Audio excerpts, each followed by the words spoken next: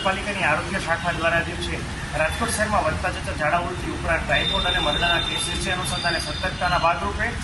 રાજકોટ શહેરમાં ઘણા બધા એકમો જે છે બરફનું ઉત્પાદન કરી રહ્યા છે, ઉપરાંત ઘણા બધા જે છે કેરબાના પાણીથી વિતરણ જે કરી રહ્યા છે એના અનુસંધાને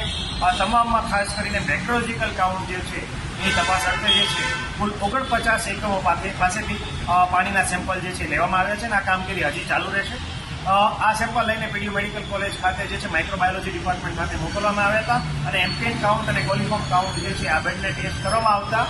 39 એકમોમાં બેક્ટેરિયાની હાજરી છે એ ખૂબ નિયત માત્રા કરતાં વધારે જોવા મળી હતી અને અનસેટિસ્ફેક્ટરી રિઝલ્ટ આવ્યા હતા। 5માં ઇન્ટરમીડિયેટ કાઉન્ટ જોવા મળ્યા છે અને 5 જે છે નમૂનામાં સેટિસ્ફેક્ટરી આપણને રિઝલ્ટ મળેલા હતા। આ અનુસંધાને 49 જેટલા એકમો જે છે એમને હાલ જે છે જીપીએમસી એક્ટની આરોગ્ય અંગે ન્યુસન્સ ફેલાવવા માટેની જે કલમ અન્વયે જે છે એક નોટિસ ઇસ્યુ કરવામાં આવી છે અને 7 દિવસની અંદર તમામ જે વ્યવસ્થાઓ જે છે દાખલા તરીકે પાણીનો જે રોજ સ્ટોરેજ વોટર જે છે એ પ્રોપર મેન્ટેન કરાય, એનું હાઇજીન મેન્ટેન થાય, ઉપરાંત જે પાઇપલાઇન્સ છે, પાઇપ ફિટિંગ છે એમાં પણ પ્રોપર હાઇજીન છે મેન્ટેનન્સ થાય, રો વોટર જે વપરાશ કરી રહ્યા છે ક્લોરિનેટેડ પાણીનો જ વપરાશ કરે। આ ઉપરાંત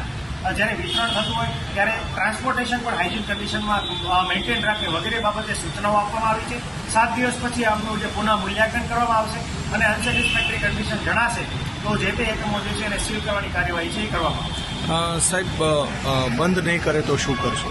આગામી 7 દિવસ પછી પુનઃ જે નોટિસ પીરિયડ આપવામાં આવેલો છે, નોટિસ પીરિયડ પૂર્ણ થયા બાદ એની પુનઃ ચકાસણી કરવામાં આવશે અને જો આવા એકમોમાં હજી પણ આવી પ્રકારની કોઈ પણ મિસપ્રેક્ટિસ છે માલુમ પડશે કે હાઇજીન મેન્ટેન નથી કરી રહ્યા, રો વોટર જે છે એનું ક્લોરિનેશન નથી કરી રહ્યા અથવા આરો પ્લાન્ટ જે વપરાશ કરી રહ્યા છે એના ફિલ્ટર અને એના હાઇજીન જે છે એ ચેક નથી કરી રહ્યા તો તમામ જે એકમો છે એની પુનઃ ચકાસણી કરીને સીલની કાર્યવાહી છે એ કરવામાં આવશે।